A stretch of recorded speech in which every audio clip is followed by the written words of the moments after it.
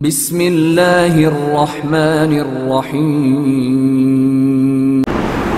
बिस्मिल्लाहिर्रहमानिर्रहीम।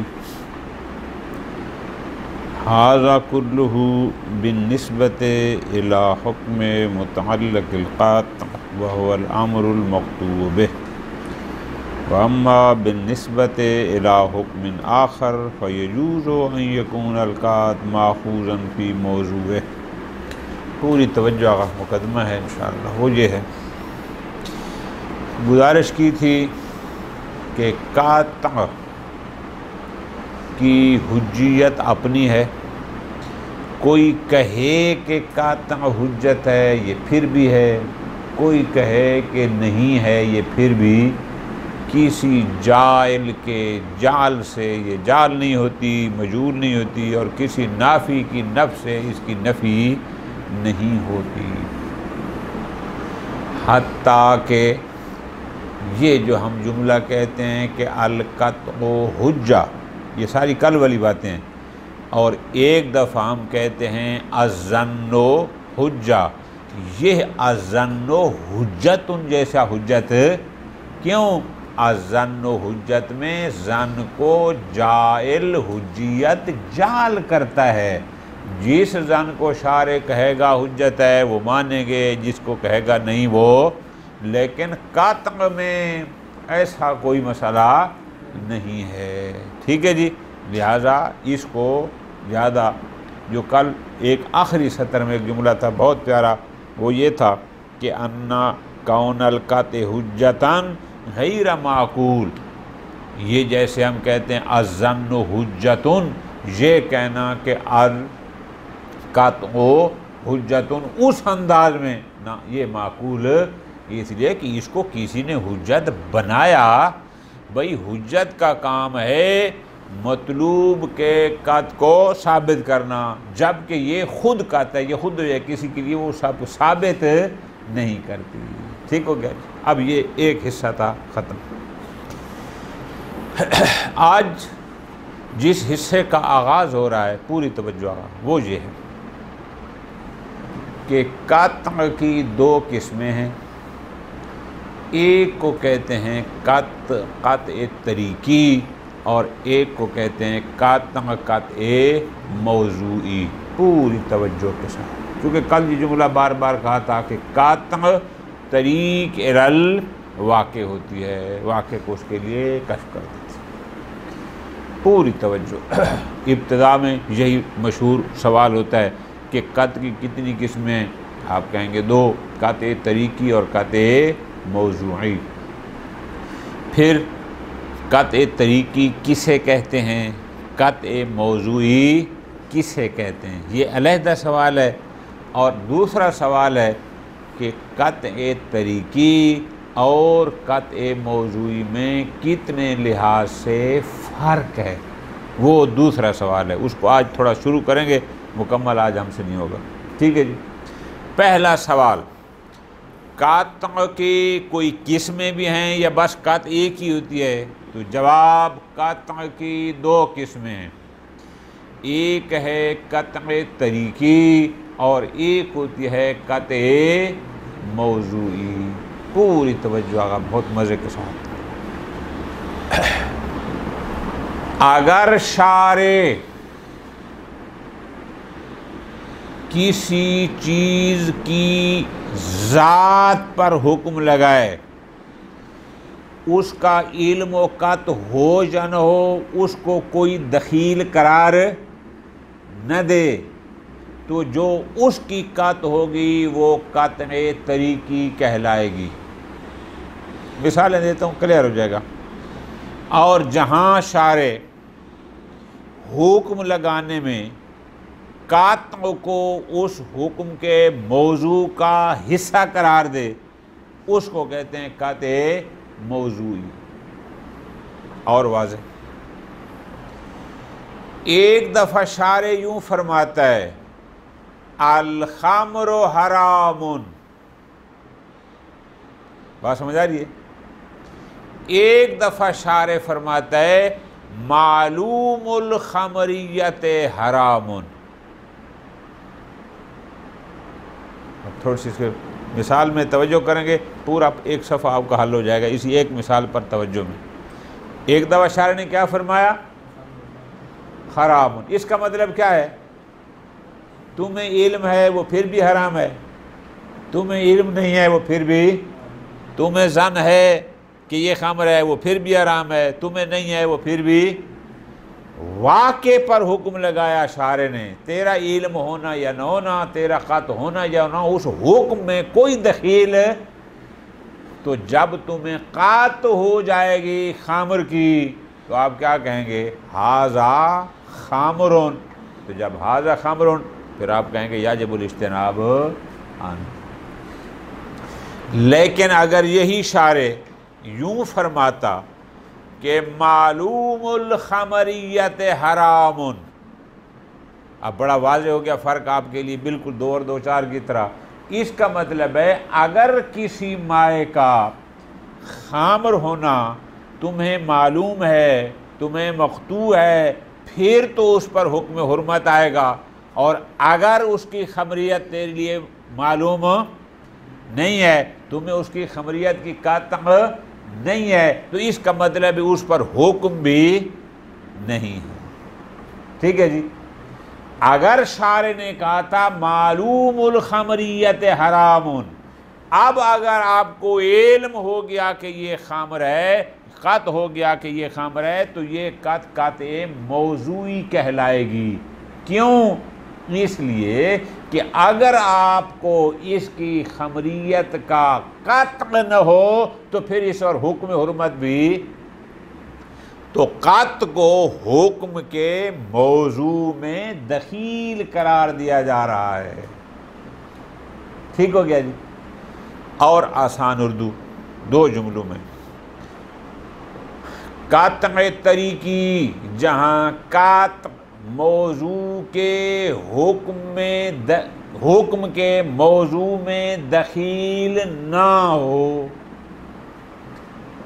कातअ मौजूई, जहाँ हुक्म के मौजू में कातअ दखील हो। अब दखील का माना तो आप सैकड़ों मरतबा पढ़ चुके हैं, ये नहीं कात होगी तो हुक्म होगा, कात न होगी तो वो हुक्म भी न होगा। और जहाँ कात दखील न होगी इसका मतलब है कात हो या न हो, हुक्म उसकी ज़ात पर है, हुक्म वाक़े पर है। बस जहाँ हुक्म वाक़े पर होगा तो जब तुम्हें उस वक्त उसका इल्म होगा, कत होगी, उसको कत काते तरीकी कहते हैं। और जहाँ कत दखील होगी उस हुक्म में, उस कत को कत मौजूई कहते हैं। उर्दू में ये आसान तरीन होगी। ठीक हो गया जी।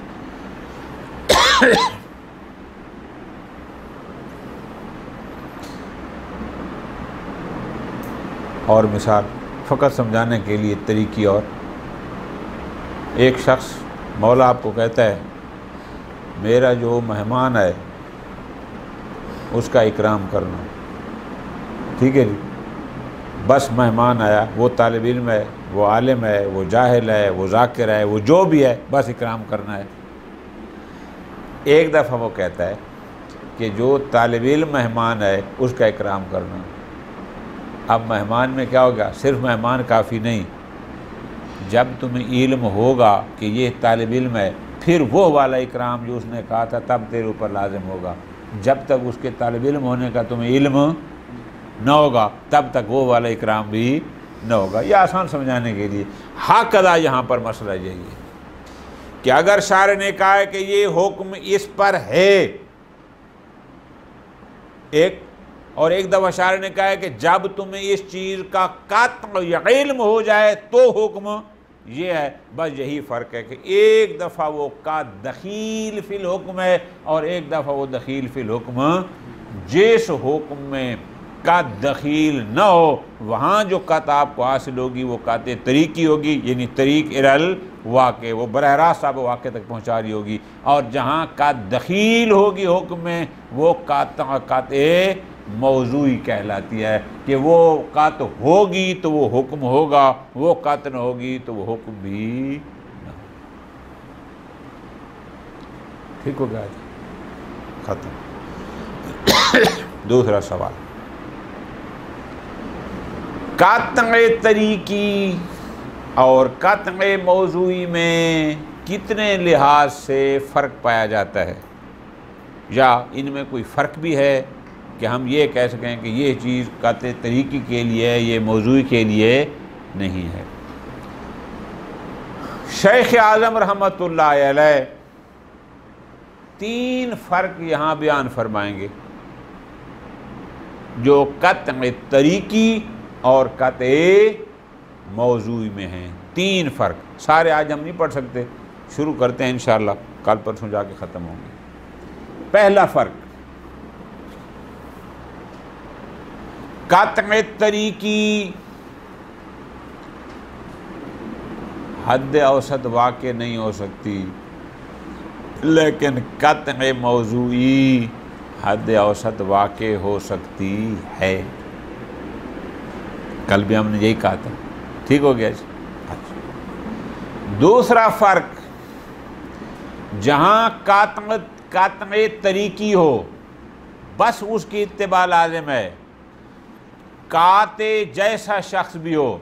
बंदे फ़र्क करते हैं, एक बंदा होता है कि जो बहुत जल्दी किसी चीज़ पर यकीन कर लेता है, और एक बंदा होता है कि जिसको मनवाने के लिए बड़ी मेहनत करनी पड़ती है। ठीक है जी। खुद यानी शख्स काते भी सारे एक जैसे नहीं हैं। असबाब कात, सबाब कात, मुमकिन है एक शख्स को फ़कत अदिल्ला शरिया से कात हासिल होती हो, अक़लिया से हासिल न होती हो, और मुमकिन है कि एक बंदा चाहे अदिल्ला शरिया हूँ चाहे वो, हत्ता कि वो इल्म जफ़र से और रमल से और पता नहीं क्या क्या उनसे भी कात हासिल कर लेता हो। फ़र्क है। ज़माने के लिहाज से भी फ़र्क है, इंशाअल्लाह हम आगे तफसील से पढ़ेंगे। बसा औक़ात बाबुल इल्म मुनफ़ते होता है, यानी यकीन हासिल किया वो इल्म हासिल किया जा सकता है, यानी मासूम मौजूद है, मासूम से जाकर हुक्म वाक़ई को मालूम किया जा सकता है। लेकिन एक ज़माना होता है जहाँ बाबुल इल्म मुनसद होता है, यानी वहाँ इंसदाद हम कहते हैं कि वहाँ पर हम इल्म वाक़े को हासिल करने के लिए हमारे पास कोई चारा नहीं है। अब फ़र्क को समझना है, कौन सा? कातए तरीकी और कातए मौजूई में दूसरा फ़र्क ये है कि कातए तरीकी में काते जैसा शख्स भी हो, सबब कात कोई भी हो, ज़माना कात कोई भी हो, बस काते तरीकी है तो उसकी इत्तिबा करनी है। लेकिन जो कातए मौजूई होती है, जहाँ शारे ने कात को हुक्म के मौजू में दखील करार दिया है, वहाँ पर ये खुला ऑप्शन नहीं है, बल्कि वहाँ पर हमने उस दलील को देखना है कि शारे ने जिस फरमान के ज़रिए कात को इसमें दाखिल किया है वो अंदाज़ दलील क्या है। आया हर सबब से हासिल होने वाली कात या मखसूस असबाब से हासिल होने वाली कात, आया हर ज़माने में हासिल होने वाली कात या किसी ख़ास ज़माने में हासिल होने वाली कात, आया हर शख्स की कात या किसी मखसूस अज़कार, वो हम ताबे दलील होंगे कि दलील ने किस किस्म की कात मौजूद को हमारे लिए वाजिबुल इताअत करार दिया है। ये दूसरा फ़र्क है काते तरीकी और काते मौजूद। ठीक है। इसके बाद फिर शेख आज़म आगे बयान शुरू फरमा रहे हैं कि बसा औक़ात दलील ऐसी होती है, बसा औक़ात ऐसी, वो सारा चूँकि आज मुकम्मल नहीं हो सकता, कुछ हिस्सा उसका हमने लिया है। अब तवज्जो करने आगा जान, आज के दर्स में हमने फ़कत 2 चीज़ें पढ़ी हैं। नंबर 1, कात की कितनी किस्में हैं, और दूसरी चीज़ शुरू की है, मुकम्मल नहीं की, कि कातए तरीकी और कातए मौजू में कितने लिहाज से फ़र्क पाया जाता है। आगाज़ आज किया है, अभी मुकम्मल है नहीं।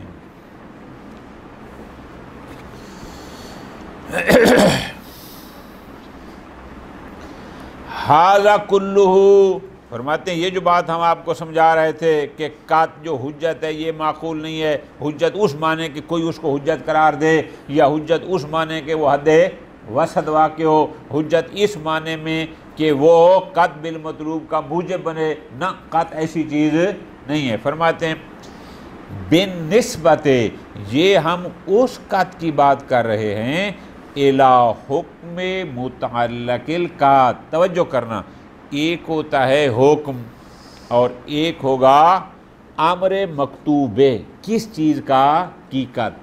हुक्म तो वही अहकाम खमसा में से हुक्म हो गया हुर्मत, और अम्र मकतूबे जिस चीज़ की कत हासिल हुई है, या मुतअल्ला के कत, मिसाल के तौर पर वो आप कहेंगे खामर, कि एक है खामर और एक है उसका हुक्म। तो बस ये जो हमने कहा कि जब हमें ये कात हासिल हो गई कि खामरून, तो बस खामरून, इसका मतलब याजिबुल इज्तिनाब अनहु। फिर हम हाजा खामरून कहेंगे, हाजा मकतूल खमरिया वगैरह नहीं। क्यों? चूँकि हुर्मत खुद खामर पर है, मकतूल खमरिया पर नहीं। हाज़ा कुल्लुहु बिन्निस्बत इला हुक्म मुतअल्लिक़िल कात। मुतअल्लिक़ कात क्या था? अल अम्रुल मकतूबे, यानी वो शायद जिसकी इसको कत थी। वो अम्र मकतूबे क्या था? अगर आप इसको आसान लिख लें, अम्र मकतूबे से मुराद हो जाएगा खामर और हुक्म से मुराद हो जाएगा हुर्मा। ठीक है जी, हो। तो अब जहाँ हुक्म खुद खामर पर था, खुद उस पर था, तो इसकी जो कत है इसकी हुज्जियत ज़ाती है, इसकी हुज्जियत काबिल जाल नहीं है। इलाखर व अम्मा बिन्निस्बत इला हुक्मिन आखर, लेकिन अगर कत हो बिन्निस्बत इला हुक्मिन आखर, हुक्म आखर से मुराद क्या है? यानी हुक्म आखर से मुराद ये है कि हुर्मत का ताल्लुक़ खुद खामर से नहीं है। मुतअल्लिक़ हुर्मत खुद खामर नहीं, बल्कि मुतअल्लिक़ हुर्मत है मक़तूल खमरिया। और जहाँ से अब तकसीम शुरू हो रही है कत तरीकी और कत मौज़ूई की। अब ऊपर वाली जो सतर है वो थी कत तरीकी, अब नीचे के जहाँ कत दखील बन रही है ये हो जाएगी कत मौज़ूई। पूरी तवज्जो। अम्मा बिन्निस्बत इला हुक्मिन आखर फ़यजूज़ु अन यकूनल कात माखूज़न फ़ी मौज़ूइही। अब यहाँ जायज़ है कि उस हुक्म के मौजू में कत को बाकायदा दखील, बाकायदा कत का उसमें दखल हो। बई माना कि अगर तुम्हें कत हो तो हुक्म है, अगर कत नहीं तो फिर हुक्म भी नहीं। इसका हमने नाम क्या रखा था? कत शाबा। जहाँ कात हुक्म के मौजू में दखील होगी उस कत को कात मौजूई कहते हैं। जहाँ कात हुक्म के मौजू में दखील न होगी उस कत को कत शाबाश। अब कत कैसे माखूज होती है, कत कैसे दखील होती है हुक्म के मौजू में? फरमाते हैं उसका अंदाज ये होगा, फ़युक़ाल, फिर ये कहा जाएगा, इन्न शैअल मालूम, ये शय जिसका तुम्हें इल्म है कि ये खमर है, बेवस्फ़ कौन ही मालूमन, इस सिफत के साथ चूँकि तुम्हें यह मालूम है, हुक्मुहु कज़ा, लिहाजा इसका हुक्म यही है। पूरी तवज्जो मेरी जान। बेवस्फ़ कौन ही मालूम का मतलब क्या है? यानी अगर तुम्हें इसका इल्म न होता, अगर तुम्हें इसकी कत न होती, तो फिर ये हुक्म भी चूँकि तुम्हें इसका इल्म है लिहाजा इसका हुक्म ये है क्या? चूँकि उस हुक्म के लिए उसका इल्म होना, कत होना उसमें दखील था। बिल्कुल आसान। पस वहीनाइज़िन फ़ल इल्म यकूनु वसतन लिसुबूत ज़ालिकल हुक्म। इसका मतलब है उस हुक्म के उस मौजू के लिए साबित होने में वो इल्म हद्दे वसता। कल भी मैंने आपको मिसालें दी थी, आज भी बिल्कुल आसान। फिर आप क्या कहेंगे? हाज़ा मालूमुल खमरिया, इसका खबर होना मुझे मालूम है। कुबरा बनेगी कुल्लु मालूमिल खमरियत हरामुन, जिसकी खमरियत का इल्म हो वो हराम है। अब ये हमारा महल्लेबाज क्या, यानी अगर इल्म खमरियत नहीं है तो फिर हुक्म हुर्मत भी, तो अब ये हद वसत हो गया ना कि कुल्लु मालूम खमरियत हराम। अच्छा, वाइन लम युतलक अलैहिल हुज्जा, बेशक उस पर हुज्जत उसूलिया का इतलाक ना भी हो। कल मैंने गुजारिश की थी हुज्जत मंतकी है, हुज्जत उसूली। खूब, इदिल मुरादो बिल हुज्जत फी बाबिल अदिल्ला, चूँकि बाबुल अदिल्ला में हुज्जत से मुराद क्या होता है, वो ये होता है कि मा काना वसतन लिसुबूत अहकाम मुतअल्लिक ही शरअन, के जो हद औसत वाक़ हो कि किसके लिए, लिसुबूत अहकाम मुतअल्लिकी, जो उसके मुतअल्लिक अहकाम शरअन उनको साबित करने के लिए हद औसत हो, ला ले हुक्म आखर, किसी और के लिए। मिसाल, कमाए रत्तब शार अल हुर्मत अल खामर, शार ने कहा कि खामर हराम है, शार ने खामर पर हुर्मत का हुक्म लगाया, लेकिन हर पर ना अल खामर अल मालूम कौन हा खामरान, उस पर कि जिसके खामर होने का इल्म हो, ला अला नफ्सिल खामर। तो इसका मतलब है खामर पर हुक्म हुर्मत के लिए इल्म बेखबर खमरियत दखील है, वो उसका हिस्सा है, उसके मौजू में शामिल है। का तरत्तुब वजूबिल इताअत अक़रन अला मालूमिल वजूब, इसी तरह फरमाते हैं, या एक दलील अक़ली के तौर पर कि जिस चीज़ के वजूब का इल्म हो उसकी इताअत वाजिब है। इसका मतलब क्या कि जिसके वजूब का इल्म न होगा उस वजूब की फिर इताअत भी वाजिब, तो यानी इल्म बिल वजूब, यानी वो उसका इताअत के वाजिब होने के लिए इल्म बे वजूब उसमें दखील है, लल वाजिबिल वाक़ई, न के वाजिब वाक़ई। तो बस अब बात समझ आ गई हमें, जहाँ जहाँ कात हुक्म के मौजू में दखील होती जाएगी हम वहाँ कहेंगे कि ये कत ए मौजूई है, शाबा, इसलिए कि वो मौजू का जुज़ है। और जहाँ जहाँ हुक्म के लिए कत का कोई दखल न हो बल्कि वो हुक्म वाक़े पर हो, तो कत हो या न हो, उस कत को कत ए तरीकी कहते हैं। बस वबिल जुमला खुलासा फल काद यकून तरीकन लिल हुक्म, और दो किस्म बन गई ना, तो बसाओकात ये कात फ़क़त तरीक लिल हुक्म होता है, जिसको हम कात ए तरीकी कहते हैं, चूँकि मौजू के, क्योंकि किसी मौजू पर हुक्म लगाने के लिए वहाँ कात का कोई किरदार नहीं होता। वक़द यकूनो माखूज़न फ़ी मौज़ूही, और बसा औक़ात वो कात उस हुक्म के मौजू में शामिल होती है। यानी अगर तुम्हें कात होगी तो ये हुक्म होगा, और अगर कात न होगी तो ये हुक्म न होगा। इसको कहते हैं कात ए मौजूई। ठीक हो गया जी, बिल्कुल। सुम्मा मा कान मिन्हु तरीकन, चलो इनको फिर कल मिला के पढ़ लेंगे जो फ़र्क कहते हैं। सल्लल्लाहु अलैहि मुहम्मद व आलिहि।